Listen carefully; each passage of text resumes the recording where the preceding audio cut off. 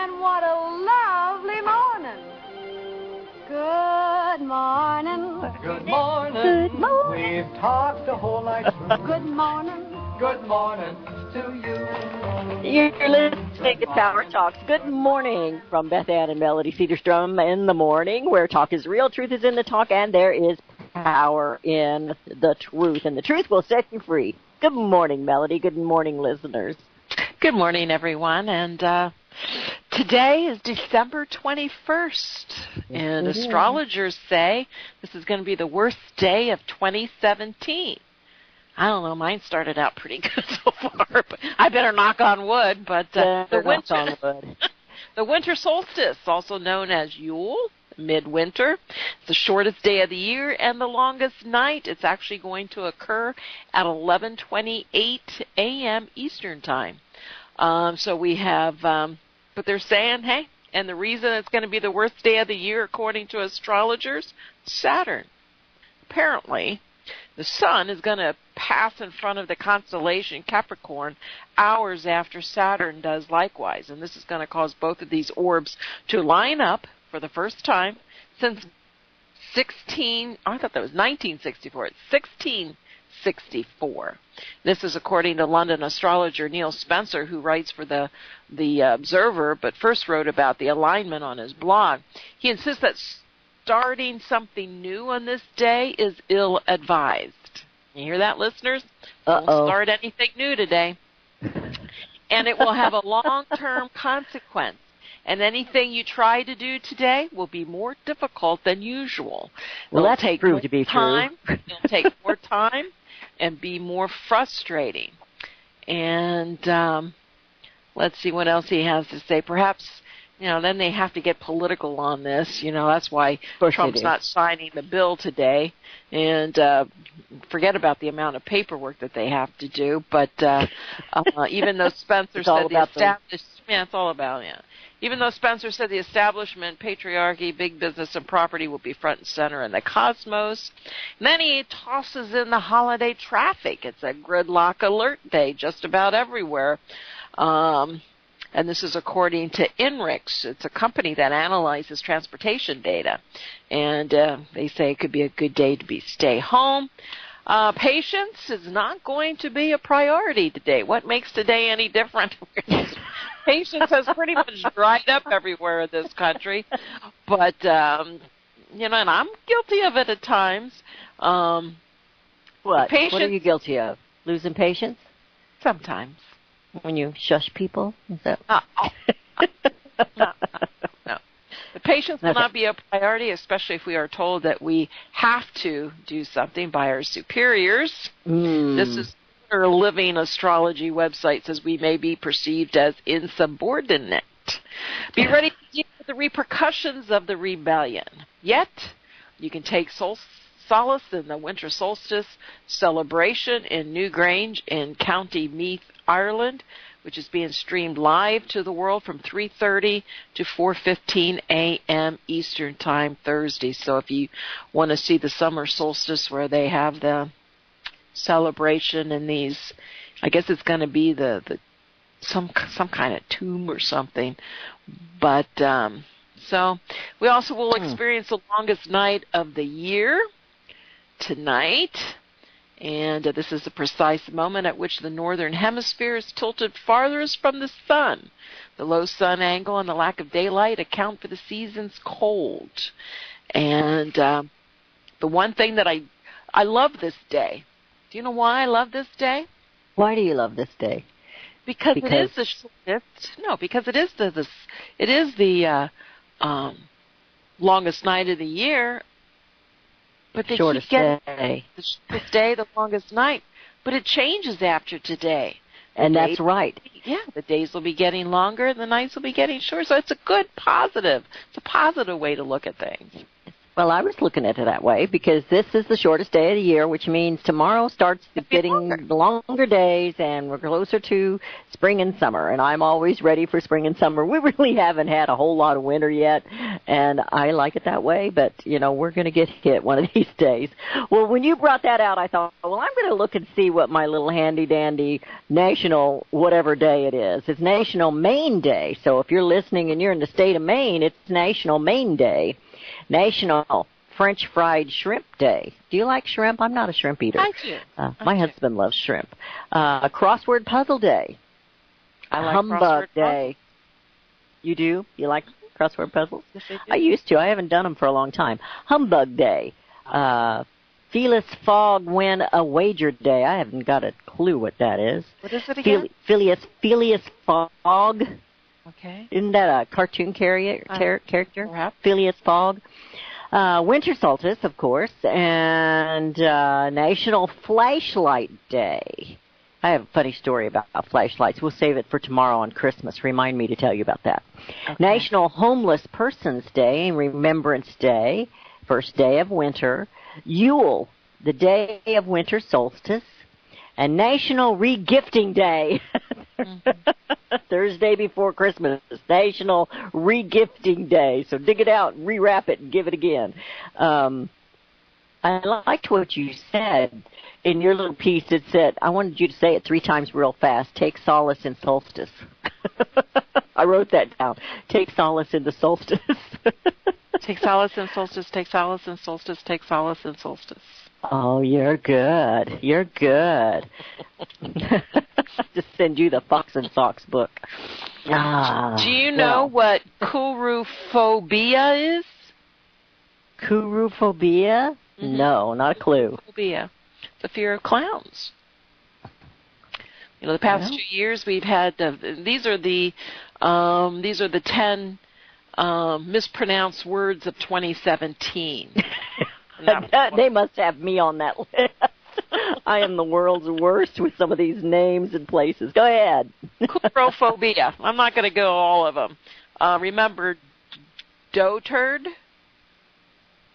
the most commonly... is that how you pronounce it? Are you pronouncing it correctly? Yes, I am. Okay. It doesn't sound very nice. No, it doesn't. Sounds like something you'd find out in the woods. Does the bear? Okay, North Korean leader Kim Jong-un used the word to refer to President Trump in September. I think I said dotard, but it is dotard, and I mean it's DOHTERD. That's not how it's spelled, but that's how it's pronounced. So I'm saying it's dotard. But anyway, it's the most commonly used reference to an elderly person considered weak or senile. So you have, let's see what else is kind of interesting. Gal Gadot.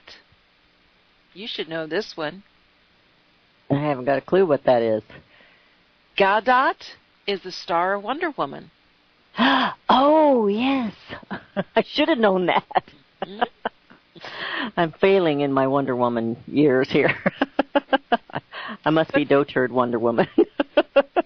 And, of course, we have Harvey Weinstein, and pronouncing is Weinstein. Yeah, Weinstein. So, but that's just a couple of them. My married last name gets mispronounced a lot. I think it's very simple to pronounce. Can you pronounce it? Because lots of people think that, but they don't say it right. I had a listener one time call me and told me I was saying my name wrong. How do you pronounce it? Shunnaberg. Shannonberg? Shunna. No, there's not an extra N in there. Shunnaberg. Okay. Lots of E's. Means pretty mountain. And then I always laugh because I'm so tall. Which the Shunnaberg sides are tall, but I'm not. Well, my maiden name was Fayola. Lots of vowels. Oh, I like that. Fayola. Means what? I don't know what it means, but it means it's Italian. Fayola. Means it's Italian. Fayola. Means it's Italian. You're an Italian. Yes. Faiola. Lots of vowels. So pretty. My maiden name was Sumter. That goes back to the Brigadier General Thomas Sumter that was the Gamecock in the Revolutionary War, so I've got that running through my veins. That's why I'm a little bit of a rebel, I think. Well, life expectancy is down for a second year in a row, and they're blaming drug overdoses as a big reason why. We're dying younger. Maybe they should include that word for the 10 most mispronounced words. And life expectancy is now down for the second straight year, and that's something we haven't seen in more than a half a century. And they think that one reason is the opioid epidemic, which is cutting down young adults at alarming and increasing rates. And so a baby born in the United States in 2016 could expect to live 78.6 years. And that's a decrease of more than a month from 2015 and more than 2 months from 2014. And that's the first 2-year decline since 1962 and 1963, when spikes in flu deaths were likely to blame. The decline are shockingly out of sync with a larger world in which lives are getting longer and happier or healthier. Public experts, the rest of the world is improving, though. The rest of the world is seeing large declines in mortality and large improvements in life expectancy. That's true in rich countries and middle-income countries, and generally true even in lower-income countries. The difference between the United States and most of the rest of the world is very stark. Newborns in 29 countries, including Japan, Australia, and Spain, had life expectancies above 80 years old in 2015. And the average global life expectancy was 71.4 and rising. So isn't that interesting? You have very interesting newborns in Japan, Australia, and Spain. So life expectancy is going down instead of going up. It was rising and now it's going down. Is that what I understood? This is correct. And they're blaming it on the opioids. They're bringing it on drugs. I was wondering, too, what about lifestyles? How our lifestyles have changed. We are a faster-paced lifestyle these days, not necessarily a clean lifestyle these days. Anything goes, and a lot of the people believe, and our generation was the hippie era, where everything was supposed to be free and wonderful. And you see, I just wonder if lifestyle might play a part in that as well. Well, yesterday we talked about stress. Yes. And stress is a big factor when it comes to, how we live our lives and, how healthy we are. So, again, this country shows that it's almost like the more we have, the more stressed we are. I guess maybe to some way of trying to keep what we have. That has become so much more important. Fewer people are making it to 65. The biggest killers of young people include what statisticians called unintentional injuries, a category that covers drug overdoses, traffic crashes, and falls. And deaths from those causes rose almost 10% in 2016. There was a second CDC report, and it makes it clear that drug overdoses are driving that wave of premature deaths, killing 63,000 people in 2016. The death rate from overdoses tripled from 6.1 per 100,000 people in 1999 to 19.8 in 2016. So what about, of course, I know opioids are prescription medication. What about all the other medication they put people on? I mean, you see somebody it's kind of funny, we're calling other people elderly when I'm getting there. But when you see other people and they have something happen in their lives, like my mother. My mother broke her hip. And after she broke her hip, all of a sudden they've got her on all kinds of medications. Those medications can't possibly all work well together. They just can't. Well, we're going to give you this pill to alleviate the symptom or the reaction that this pill is going to give you, and we're going to give you this pill for that pill. It's kind of like Alice in Wonderland. Remember that song by Jefferson Airplane? What was the name of that? Go tell Alice. I think she knows. One to make you happy, one to make you small. It's crazy. We're going into a break. Your calls are welcome at 717-300-1218. We're going to get down to business when we get back. We're going to get down to business. 717-300-1218. And don't forget, tomorrow is your Christmas Memories Day, or your favorite Christmas gift. What is it that you remember the most about any Christmas? And keep it short. We're going to see how many calls we can get, and wish everyone a Merry Christmas. And Melody and Beth Ann will be right back. Hear it first on FirstAmendmentRadio.com and FirstAmendmentRadio.net. Gold and silver is tremendously undervalued. Global demand vastly exceeds mine supply by more than 60% annually. There is little in the financial world more certain than a coming explosion in the prices of gold and silver. The U.S. dollar continues to lose value and respect as the world's reserve currency. Our nation faces challenges on many fronts, and a day doesn't pass without another economist bringing forth warnings of impending economic calamity. There has never been a better time than right now to acquire physical gold and silver. Discount Gold and Silver Trading was founded on the principles of truth and honesty. We believe in providing a quality product, quality service, and most importantly, competitive pricing. We provide all forms of precious metals, including American gold, silver, platinum, and rare investment and circulated coins. Silver bars, rounds, and 90% silver bags are on hand for the silver investor. Gold self-directed IRAs are available. Call Discount Gold and Silver Trading at 1-800-375-4188. Toll free, that's 1-800-375-4188. Visit crosstheborder.org, CROSS, crosstheborder.org, to get your print, EPUB, or PDF version of Nicholas Arthur's new book titled When the Third Temple is Built. That's crosstheborder.org. When it comes to prophecy today, much of the evangelical Christian world has their eyes on Israel, waiting and watching to see when the third temple will begin to be built. The plans are drawn. The Jewish people are eager. Most evangelical Christians today believe that the rapture will happen before the third temple is built. Hi, I'm Michael Yuji. I was taught that Daniel's 70th week was in the future. Is that really what the Bible teaches? Have we searched the Scriptures and found this to be true? Why is it so important for a reestablished Israel to build a third temple in Jerusalem? Is it necessary to build a temple on the same location already occupied by the Dome of the Rock?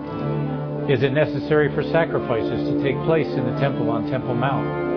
Is there really a rapture followed by 7 years of tribulation? What is the New Testament temple? Can we identify history and prophecy? Who is the first beast in Revelation chapter 13? Who are the 7 kings in Revelation 17? I have asked all these questions, and I have found Nicholas Arthur's new book, When the Third Temple is Built, answers all these questions and more, using Scripture to interpret Scripture. The Bible says that no prophecy of Scripture is of any private interpretation. Nicholas shows us in his new book, When the Third Temple is Built, how the Bible interprets prophecy and not man's private interpretation.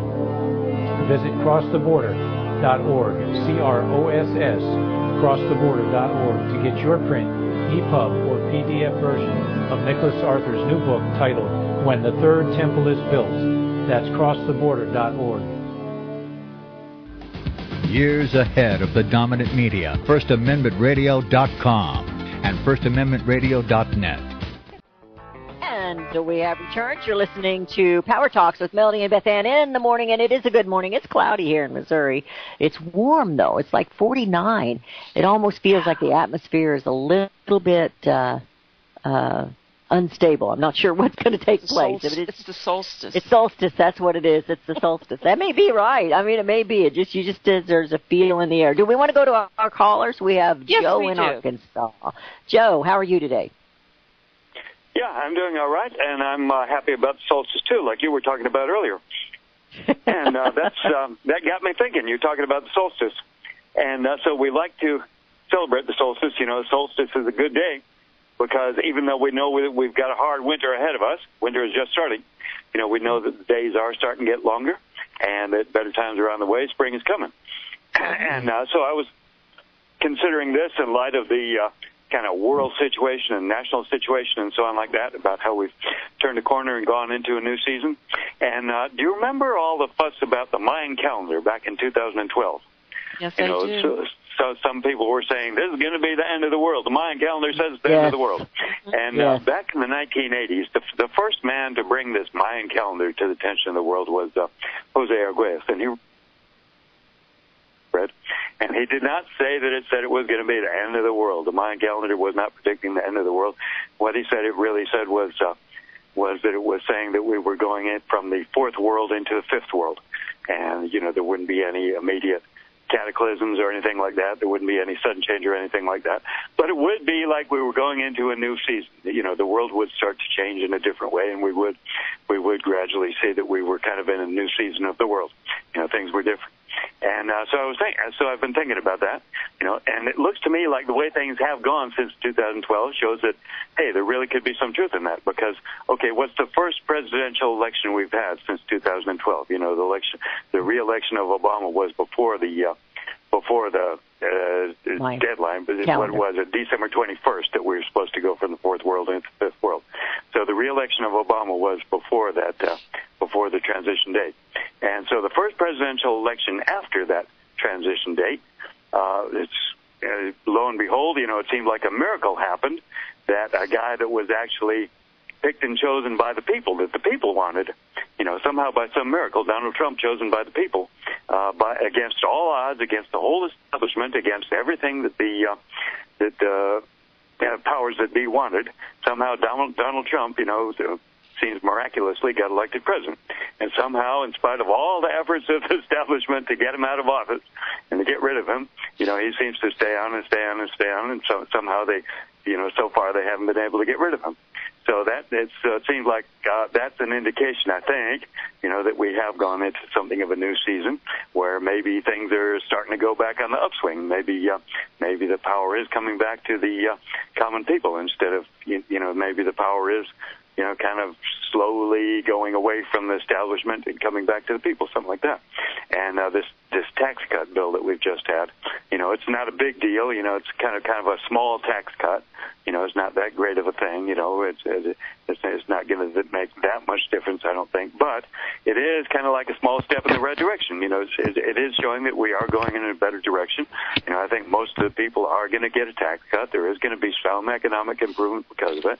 And they did repeal the Obamacare mandate, which I think is wonderful. I'm really happy not to be an Obamacare criminal anymore. I never signed up for Obamacare. So I think that maybe it's true that December 21st, 2012 was something like the winter solstice of the world, and maybe we turn something of a corner then, and gradually things are starting to get a little bit better, a little bit at a time. A positive attitude to head into a new year. Yeah. What? I think that's good. I said it's a positive attitude as we head into a new year. Yeah, and I'm actually feeling positive. Good. Good. All right. Around. Thank you, Joe. Thank you very much for the time I'm there today. Thanks, Joe. Bye. Thanks, appreciate that. We have Lance in Texas, I do believe. Lance, how are you today? I'm super, ladies. All right. That's good. How are y'all? Doing Great. good. Hey, We're good doing one, super. Joe, but I got a Christmas story about a 5-year-old kid. My grandfather was a character. He was the only boy out of 9 children, and his father passed away when he was 17. But his last job was a postmaster. He's a teacher and all this, but he liked to go garage sale shopping after he retired. And he found a Lionel train set from the late 1940s. I think it's 47, 48. And I was 5 years old, and there it was under the Christmas tree. I mean to tell you, ladies, I have those trains to this day. Oh, that's wonderful. Anywho. That's great. That's a great story. All right. You guys have a great and Merry Christmas. Merry Christmas to you, Merry Lance. Christmas. Merry Christmas. Merry Christmas. Cheers. Well, Lance got us started a day early there on our Christmas stories, but we're going to take those tomorrow and think about that. Maybe that was meant to be so that he could kind of spark you to start thinking about what you want to tell about your favorite Christmas or most memorable. And you know what? This is true because how often do we think of those past times that if we have a favorable gift or a favorable Christmas, that was a major impact on our lives. And whether we acknowledge it, to some degree. And when he was telling that story, it just made me appreciate him sharing it. And I hope the listeners share their stories. Oh, absolutely. I mean, because it something is important. We were talking about gifts the other day, and this wasn't bought brand new. This was at a garage sale. This was a used gift, something that was memorable, and he still has it. He still has it. I don't know if he still puts it under the tree, but he still has it. And what an awesome gift. What an awesome memory. That's really very cool. Bring your tissues tomorrow, ladies and gentlemen. We'll play a little Andrea Bocelli, and that'll really bring in the tears. Oh goodness! It's we'll save that for tomorrow. We got lots of Christmas stories. Don't let me forget to tell you about a flashlight tomorrow. If we don't tell you anything else, I got to tell you my flashlight story tomorrow. Right. It's a Christmas story. Talking about the tax reform, unless you wanted to go somewhere else with that now. I do have one story I want to touch on, but go ahead and let's do the tax. Okay. Well, I was telling Melody during the break that I was reading the stories and listening to some of the news media, and if you look on one side, it's doom and gloom. You'd think we were all in the dark of the solstice, and if you look on the other side, it's like. And I asked her if she'd ever seen the movie Narnia. And C.S. Lewis' story of Narnia, I said it looks like winter has gone away and the king is back and summer has returned in Narnia. And you have to watch that movie to understand the complete change about. And it didn't happen just immediate. The land had to melt, and I mean the rivers were frozen over and they all started melting, and things started coming back like spring. I mean, it didn't just happen overnight. It came back. And so maybe we're going to see that here. And I'm not calling President Donald Trump the king of Narnia or anything like that. I'm calling the republic that. Because of something that Joe said with the confidence that he has right now. He's looking forward to it. This is a really small step in this tax reform. I mean, it's really small.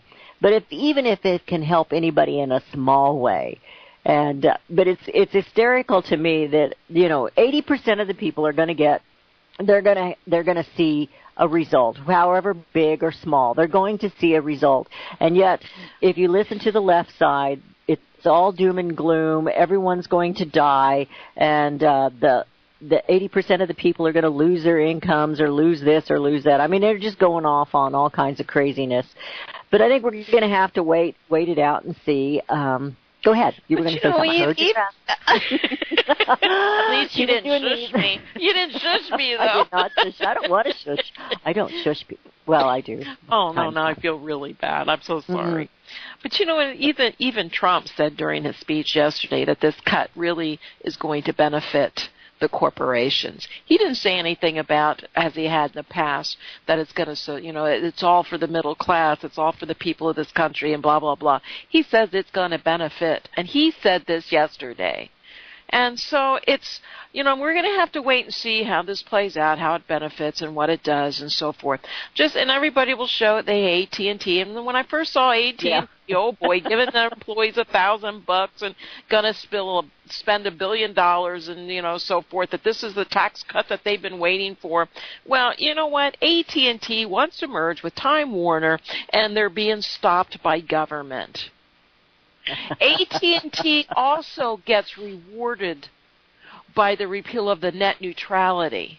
So you tell me, are these payoffs? Are these huge corporations and the elite that are saying, hey, thanks? I know Ivanka had gone up to talk to Collins. I didn't know that. I didn't know she'd gone up to talk to her about the taxes and so forth. So, I mean, I have a problem with government making deals. They talk about the American people like we're this, we should be so grateful. We're the commodity. That we're, yes, the people. Well, who in the heck do they think they are? They're supposed to be citizens of this country, too.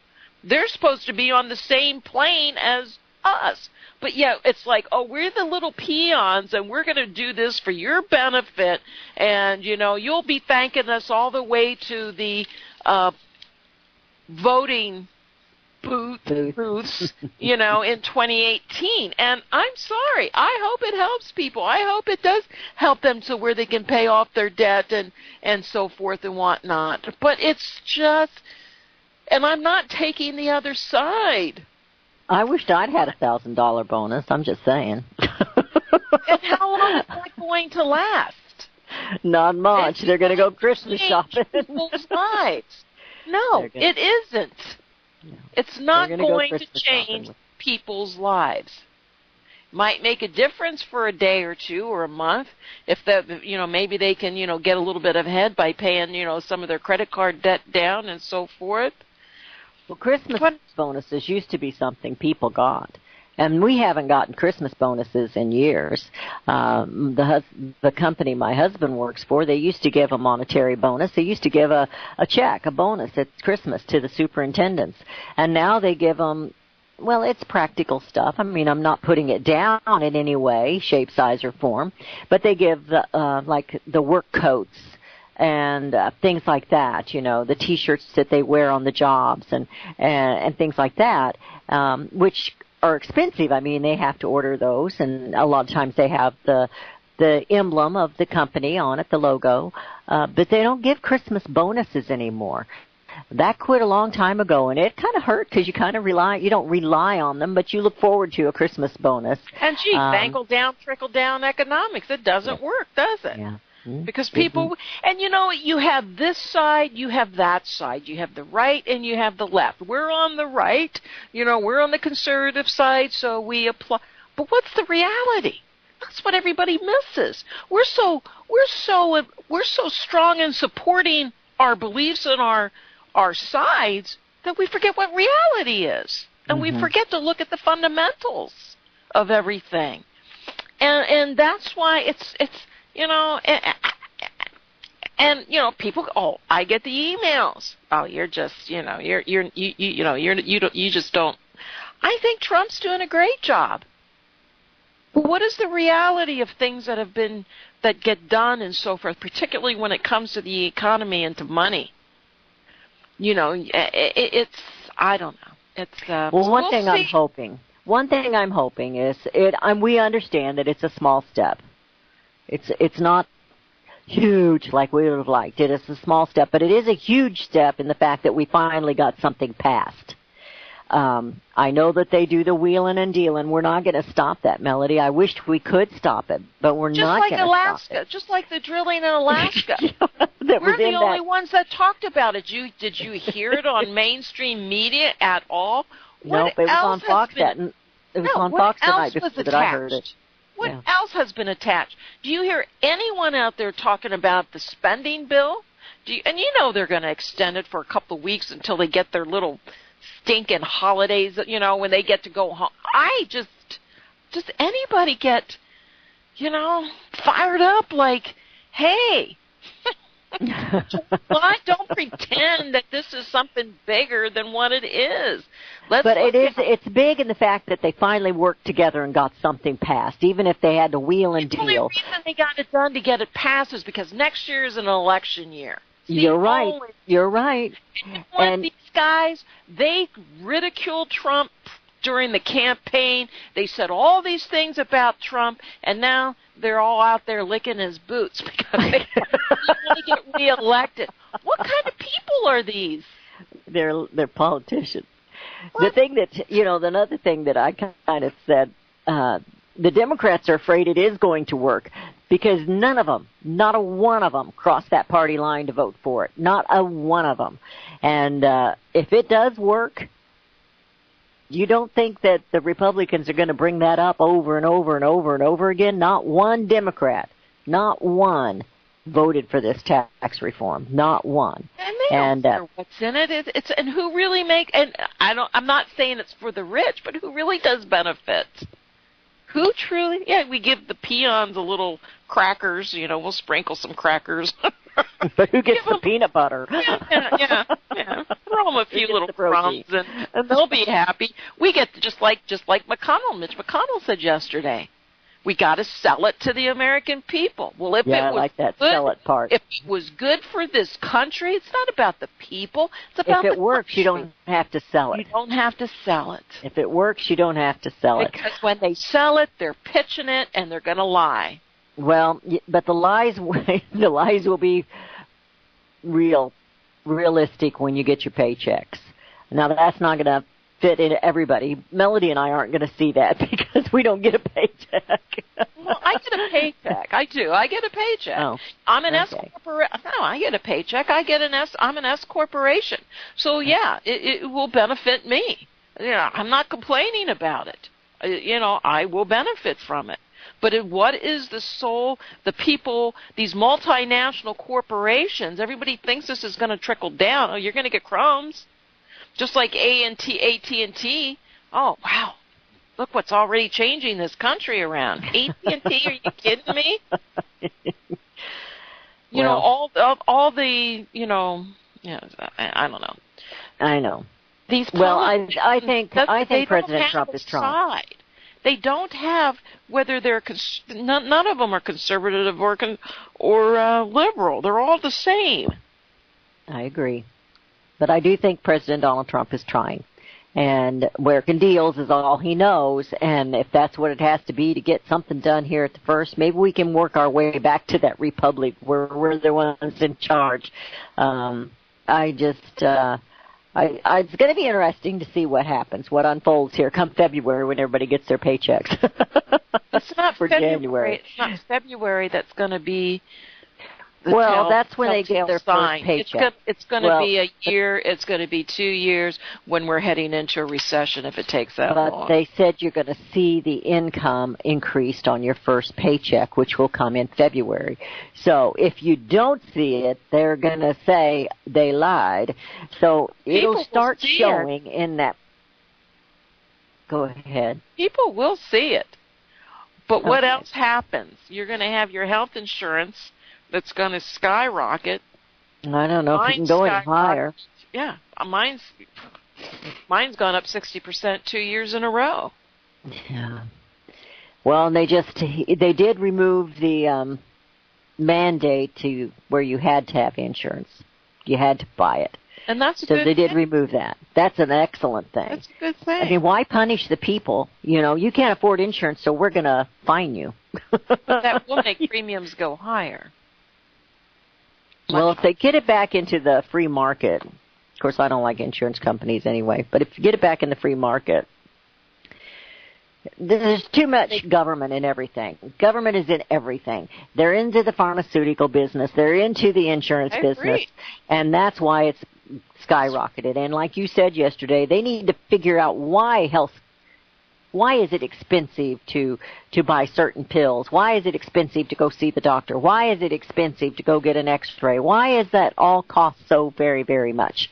And it's because, to coin your phrase, they've been working deals. Insurance companies, pharmaceutical companies, and the doctors' offices or the hospitals, they're all working these deals. If you do this, then we'll do that, but you have to charge X amount of dollars, and then you'll get this much and this much. And the people, the patients, are the ones that suffer. So there's a reason that it's high, and it has everything to do with insurance. But paying more for insurance isn't really going to make it better. It's just giving them more money. Yeah, we do have good health care here in the States. But do you get it in your local areas? No. Who gets the best health care in this country? Well, not our vets like they should. No.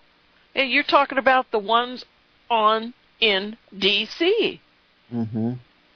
My gosh, how many hospitals in these small communities people are scared to death to go to them because they do die. You hear stories about, I know when I lived in Missouri, even this little hospital here close to Berlin, Maryland. It's just like, oh, I wouldn't go there because you don't make it out. But you don't have a choice. Unless it's an extreme emergency. You know, but so how good is our health care? It's not very good. It's very expensive. But yet we're considered to have the best health care in the world. So That's true. That's true. Well, and we do. And we have a lot of other things good in this nation, and we need to concentrate on some of that as well. And I'm hoping that this does spark some confidence and spark some good feelings for people, that they will be more encouraged to take things into their own hands. I hope that the dry spell we've had, and we're going to continue to have, because we know it's not over, will, let's say this: when you get a $1,000 bonus, don't put your eggs all in one basket. Don't just go out and blow it. Do something with it that's good. Put it back. Maybe buy some silver and gold. Maybe we should be contacting AT&T so all their people will come to you and buy some silver and gold. How's that? All right, we have it. And we are continuing the Silver Eagle special for 2018's, the no shipping for 20 or more. And certainly if you buy the monster boxes, we'll help you out on the price too. But they're all good pricing, so whether you're buying 1 or 100, 500 or 1,000 or more, which, you know, we do handle, give us a call at 1-800-375-4188. That's 1-800-375-4188. This is an interesting article, and I'm not quite sure which. I think it was extreme, the sentence for what this person did, but then again, and you even have this. There has been bipartisan support. Yesterday, there was a prison sentence that was commuted by the president of a former Iowa slaughterhouse executive, Shalom Rubashkin, who was sentenced to 27 years for bank fraud and money laundering. In a statement, the White House said that the decision, which is not a presidential pardon, had bipartisan support from both Pelosi or Hatch. Trump's actions does not vacate Rubashkin's conviction and leaves his term supervised release and a restitution obligation. He's 57 years old. He's got 10 children, and he oversaw operations at Processors. That's a large kosher meat packing plant that was owned by his father in northern Iowa. The plant was raided by agents with U.S. Immigration and Customs Enforcement in 2008, leading to the arrest of nearly 400 Mexican and Guatemalan immigrants who were living and working in the country without authorization. That's a lot. It is a lot. 400.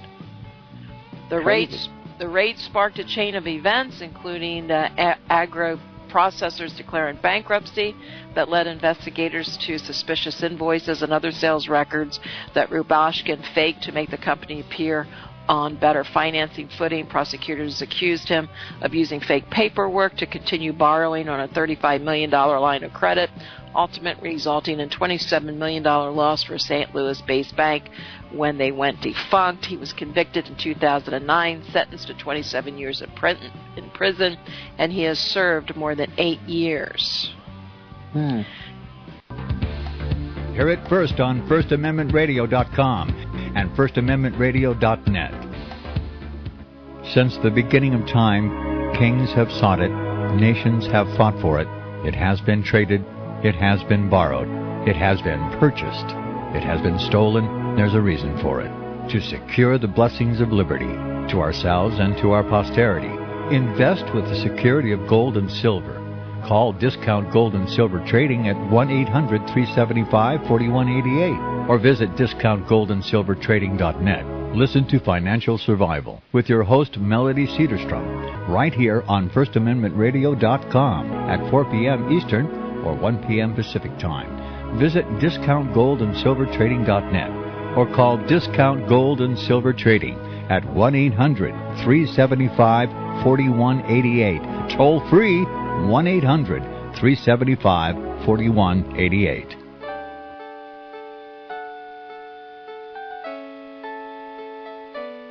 The program you are listening to is 100% sponsored by you, the listener, on this First Amendment Rights Media channel. You will notice that there are few commercials on this radio network.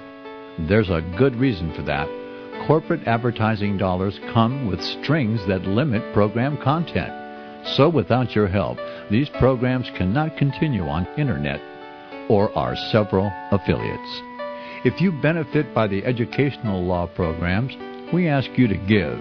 If you are admonished or nurtured by the Bible and ministry programs, we ask you to give. If some voice a cause that you are passionate about, we ask you to give. If you believe in any of these, we ask you to support them as you would a missionary on a continual basis, as if giving a tithe for missionary radio. These programs are not commercially viable and must be supported by those faithful to the cause of truth. Look for the button to sponsor your favorite programs at our listen and schedule pages on the Internet. Then, when you subscribe, we will send you the last quarterly MP3 CD of that program immediately, and continue to do so with each new quarter.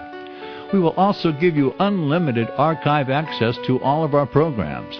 We're asking you to give much less than a tithe, so that you may also send support directly to a particular program host, cause, and anywhere else the Spirit may lead you.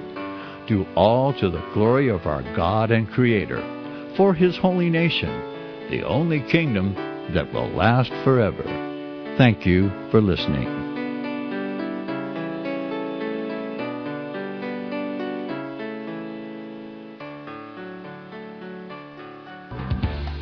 Hear it first on FirstAmendmentRadio.com and FirstAmendmentRadio.net. And we have returned. You're listening to Power Talks with Melody and Beth Ann in the morning. What else you got, Melody? I have something that I thought was kind of interesting. It's really not news. Do you had something you wanted to share? Well, I shared that because, we don't hear news anymore. we don't hear these stories. And this if it isn't Mueller or something, I don't know how important this story is, but it's interesting because I don't believe in commuting sentences. And he was been accused of child what do you want to call it when misdemeanor child labor law violations and 20. It doesn't sound like he's a good guy. So, how did he get off? Because, maybe 27 years was a little excessive, but they're just comparing it to the former Enron's case that was convicted of a fraud. And, he only got, this was 3 years. It's like, is that how we decide anymore? Oh, well, he only got, he only got 20 years, so let's commute this. I don't know. Now they've been doing some of this. We know that there are a lot of people that get wrongly convicted or get it thrown at them when they shouldn't.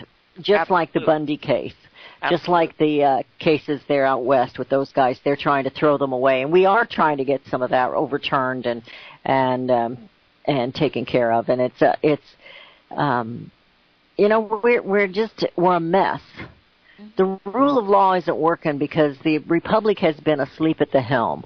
We have allowed these bureaucrats to run amok. We have allowed them to make deals. That's why they're filthy rich, because they're making deals. And so if I've got a president that's going to make a deal in my favor, I'm almost for it. But I'm like you. I hate the idea that they're making deals. But isn't that a little bit what some of this is about? We have to. I don't like it, but if it's in my favor, I'm okay. But here's a guy. We talk about immigration and so forth, and here's a guy who had 400 immigrants. But anyway, so it's interesting. Okay, and we can move on. I have a real interesting article here. And it's a millennial that's written this article, and she's talking to millennials. So she's she's in favor of some things that you are not, but it's thinking like a millennial. And the title of it is 3 Reasons Millennials Should Ditch Karl Marx for Ayn Rand. And I thought it was very interesting, and how she put it together. I thought her name is Lisa Miller, and she spells Lisa, Lisa. and she's writing for Fee. She starts out, and of course, I just thought it was pretty comical the way she started out. Dear avocado toasting eating brethren. She's talking to millennials. She's speaking to the millennials. We need to drop Karl Marx like we dropped cable TV. We talk about our millennials, Melody, and there are some that are waking up that really want things to be right, but they do think different than the rest of us. They've come through a different era of time. You know, they're in the iPad, iPhone, tablet era. You know, they read from that instead of picking up a book and read. She says, we're a generation that's sick of wars and threats of wars, mass shootings, and media sensationalism. As the ambassadors of the sharing economy and investors in cryptocurrency, we hold innovation and entrepreneurship in high esteem. Karl Marx is not who we think he is. His philosophy doesn't align with our values at all. We need to look at somebody more in touch with what's important to us, someone like Ayn Rand. And I thought it was really kind of neat that she was, or interesting, that she was comparing the philosophies of Karl Marx to Ayn Rand. First of all, her first one is Karl Marx advocates using violence to get what you want. And she says millennials are not for violence. Remember, we don't like wars. And she has a quote from Karl Marx here. In depicting the most general phases of the development of the proliferate, we trace the more or less veiled civil war raging within existing society up to the point where that war breaks out into open revolution, and where the violent overthrow of the bourgeois lays the foundation for the sway of the proliterate. Those go into those words that you were giving at the beginning of the show where nobody can pronounce them. Beth's having a little trouble here. This is what Ayn Rand says. A civilized society is one in which physical force is banned from human relationships, in which the government, acting as a policeman, may use force only in retaliation and only against those who initiate its use. Now that's just about the violence, that millennials are against violence, so why would they choose Marx over Ayn Rand? And then Karl Marx appeals to your emotional indignation. A free man and slave, patrician, plebeian, lord and serf, guild master, and journeyman, in a word, oppressor and oppressed, stood in constant opposition to one another, carried on an uninterrupted, now hidden, now open fight, a fight that each time ended either in a revolutionary reconstitution of society at large or in the common ruin of the contending classes. That was what Karl Marx said. That always sounds a little violent, doesn't it? Still back to that.